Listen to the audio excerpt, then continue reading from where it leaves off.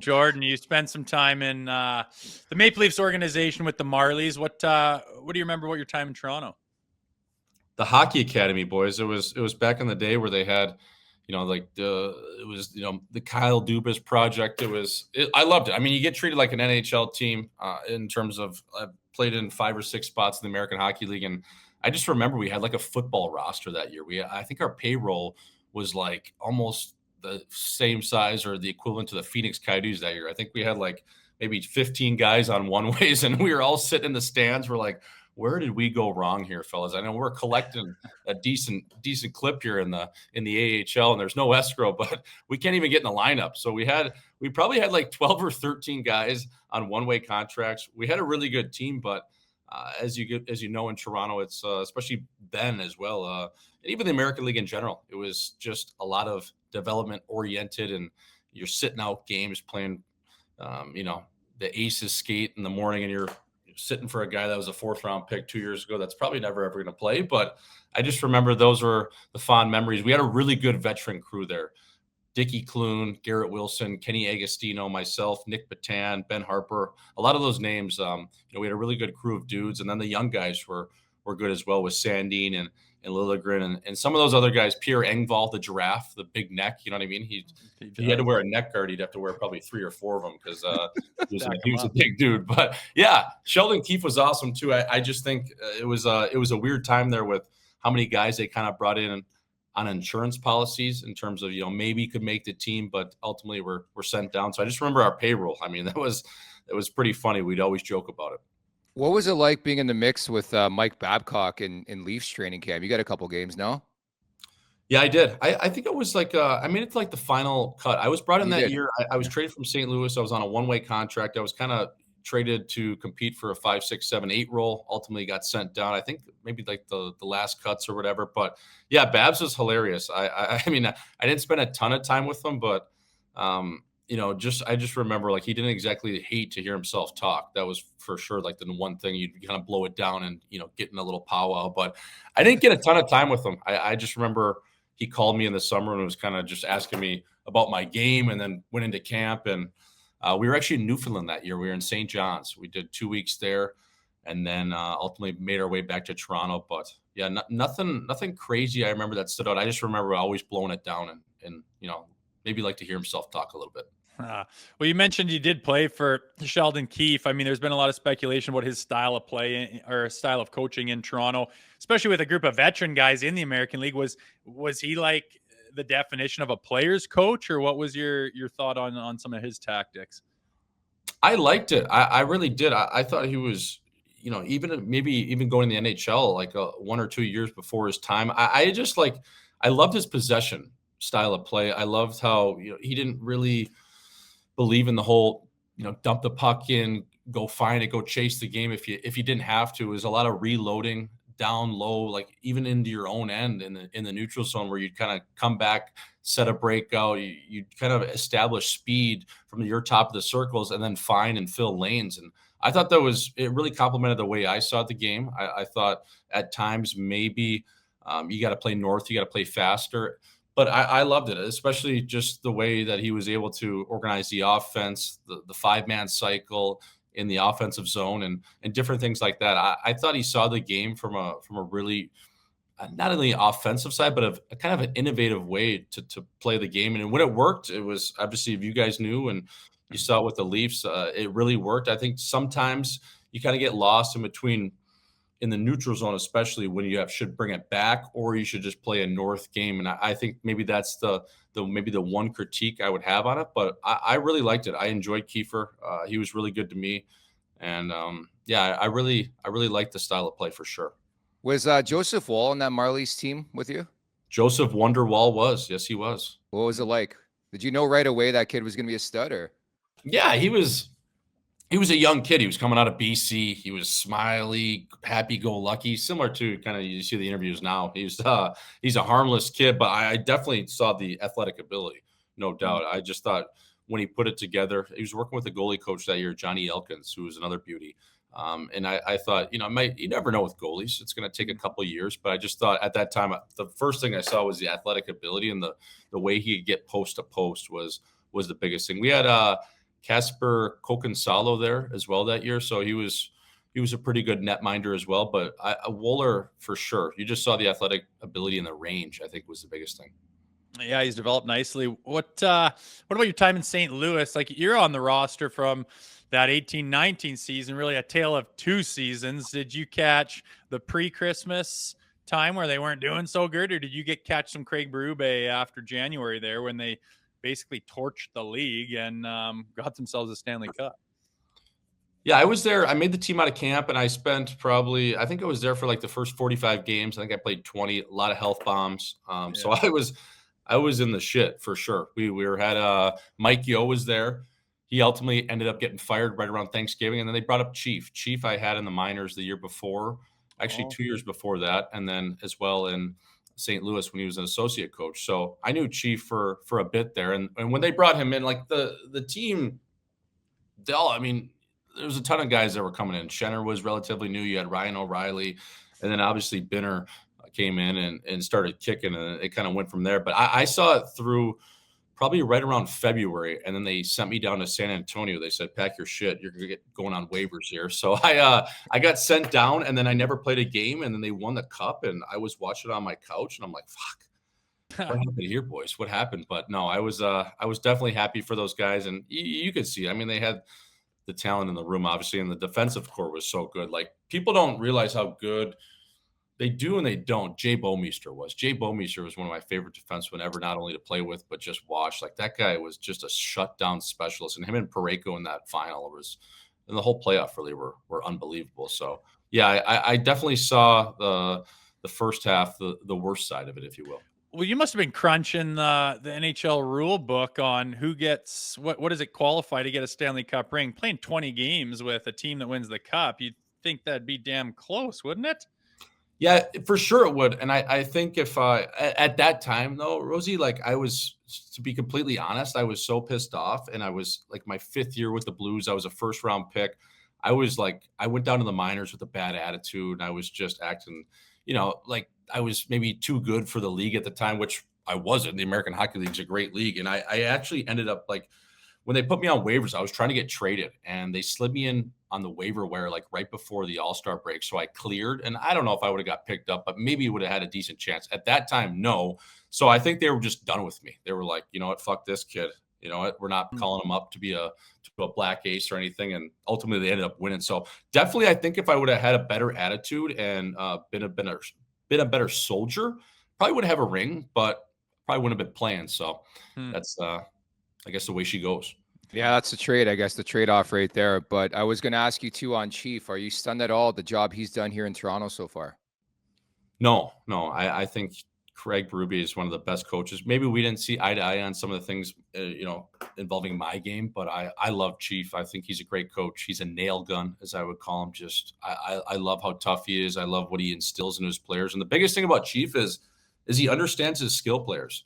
Like, he, sometimes maybe a hard-headed coach, or, some of these coaches that are tough guys might be what I call maybe a meat stick, but he's really smart. Like, the guy, he gets it. He knows how to handle skill.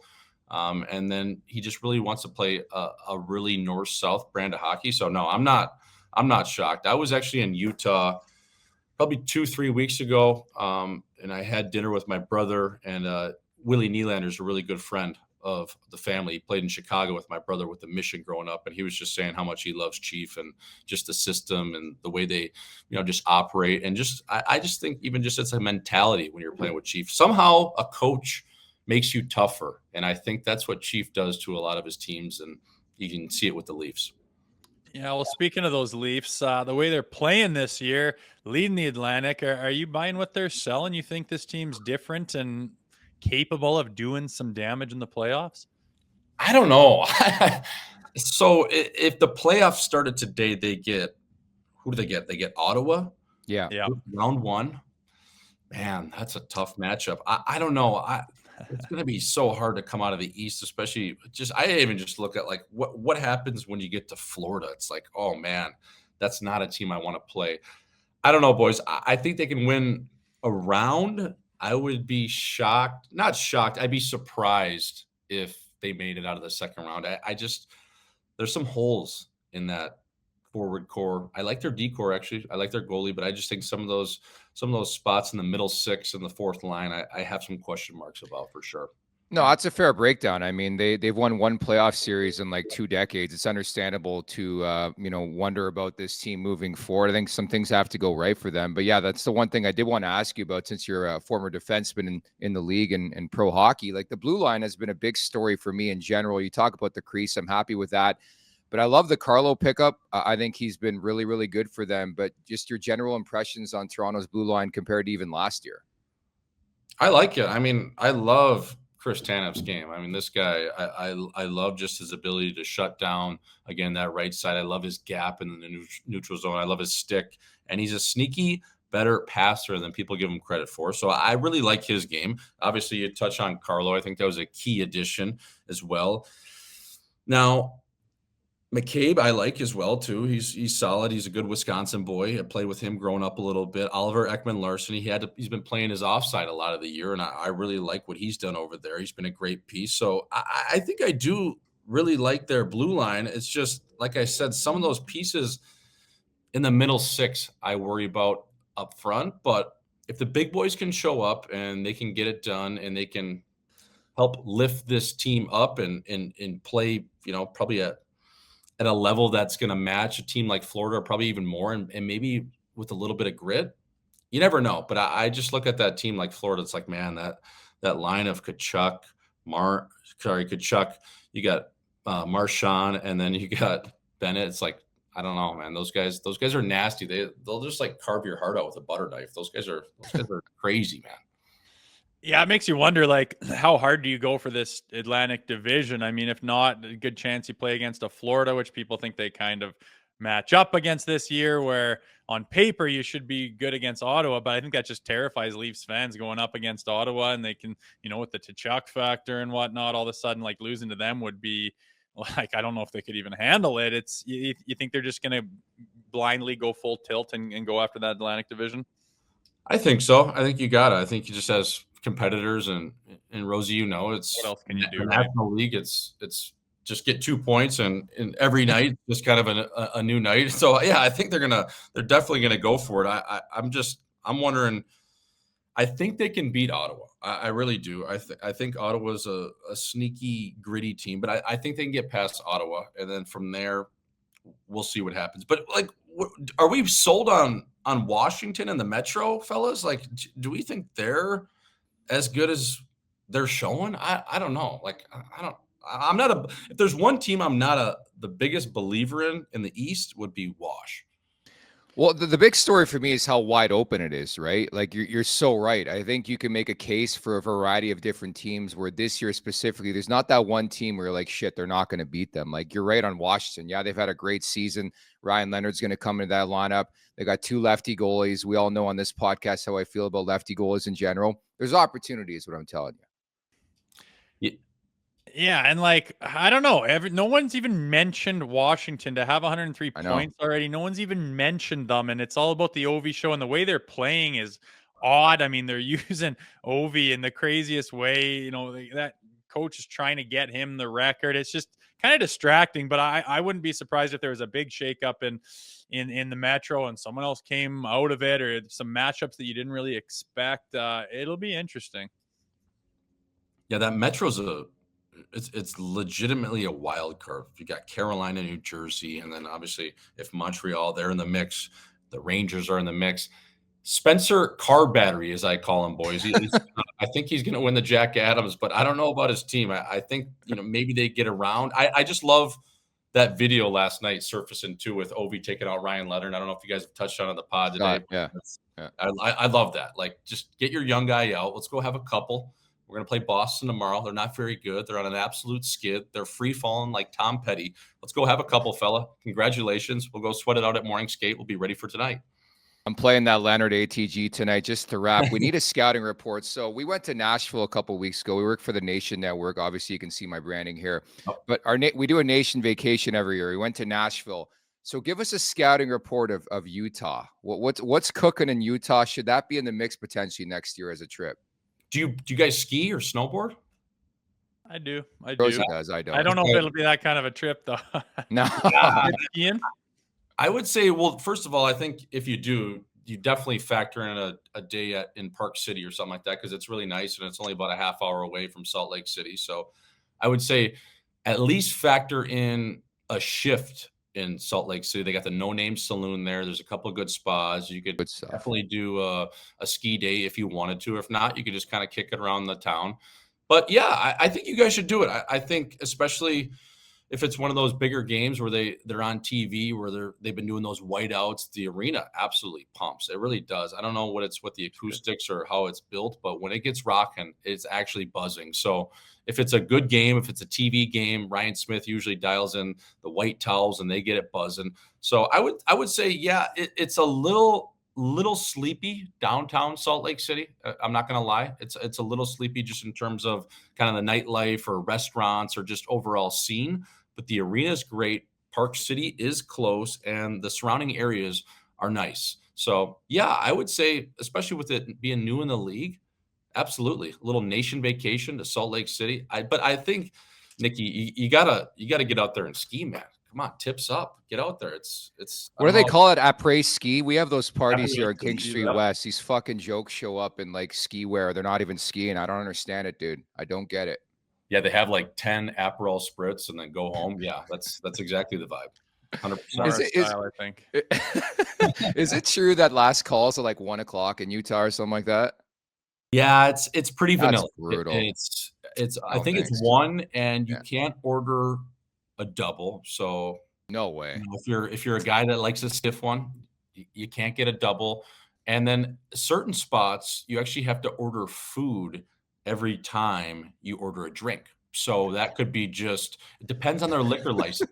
So you might have to order like a bag of chips or a side of rice or whatever it is, a hot dog with your drink. I remember talking to a guy that I actually am good buddies with. I played at North Dakota and he played in the ECHL there in Utah. And he said at some spots, like at the end of the night, they'd have like 60 bags of chips just on the table because they had to order a food item with their drink. So yeah, it's a little vanilla, fellas. I'm not gonna lie. I think we'll look elsewhere, but we'll Yeah. keep in mind. We'll keep in mind. right. Yeah, it's just tough to go from like Nashville to like Utah, but I wanted your perspective. And what was it like ripping it out with Willie in Utah? Was everybody just looking at Nylander being like, holy shit, what a stallion? He's the best. I mean, Willie Yeah. Styles he's all time. What's he like? He's great, man. He Yeah. just came over to Nick's place and Nick cooked actually made fajitas that night. So I Nice. just flew in for that night, and then I did a on the glass series with Tyson Nash. So got to spend some time with Willie. But yeah, I always tell the story because we used to go over to Sweden in the summers and we would skate with the U Garden, which was the pro team over there. We'd skate with Willie, his brother, Michael Nylander, even too. But the one year we went over there was after my first year pro. I was playing in Chicago in the American League, and we were in Sweden. We were skating, and these guys, these Nylanders, like they'll just park their car wherever. Like they don't care. They just leave it running, and we're like, we'll run in and get something to eat right downtown Stockholm. So it was like the 8th or 9th day of doing this in a row, and someone was probably following us around, knowing that we were doing that. So we go into this sushi place. We just leave it running right outside downtown Stockholm streets. Double park it. Like the streets are tiny. Double park in a car. So we run in there. We get sushi. We come back out. The car's missing. We're like, oh my God, what happened here? So we look around the block like, did we park it on the other side? What's going on? Long story short, car gets stolen. And we realize, I'm like, okay, well, the car gets stolen. It was a car from a car dealership that kind of just gave him a deal. And I'm like, wait, my passport was in there. Oh, I'm like, oh my God. And we're leaving in like 2 days. I'm like, Willie, like my passport was in there. He's like, okay, well, I'm going to call my dad. You guys can figure it out because I can't miss my tea time. So he just leaves me with Mikey, and we, try to go figure it out. Michael helps me for a little bit, but then realizes those guys are going to golf. So he leaves me. So now I'm calling like the U.S. Embassy. I got my mom on the phone. What do I do? I'm panicking, and those guys are just laughing, having a great time. Like they could care less. Like they were making that twilight round of golf. So that's the Nylanders, man. They're just chill, doing their own thing in their own lane, cool as a cucumber. So that's always a funny story I like to tell. But yeah. Yikes. You track that thing down or what? I didn't. I had to Wow. So me and Mikey went into like, like those little photo booths in a mall where it's like you get like the sleeve of pictures after you're done, and you kind of close the curtain, you go in there. So we go in there because I needed like one of those headshots to take it to the US embassy or the consulate. So I'm taking these pictures, and Mikey is getting in my pictures, like with his like tongue out, like doing all these stupid faces. I'm like, Mikey, I need one of just me in here because I actually have to take this to get my passport. He's like, oh, okay. So they're just always just fucking around, man. It was funny, but yeah, I got it figured out. I got a passport like expedited in 2 days, I think. So it all worked out, but yeah, that was a funny story. That's wild, dude. Well, anyways, you're doing some excellent stuff out there. It's been a pleasure having you on. Thank you so much for your time, and I'm sure we'll catch up soon here. Fellas, thanks for having me, and stay with it up there, eh? Make sure to check out more of our content right here on the Leafs Nation YouTube page. We got long form interviews, we got clips, we got epic rants by Jay Rosehill. We simply have it all. And don't forget, you can find out much more at theleafsnation.com. Thanks so much for watching.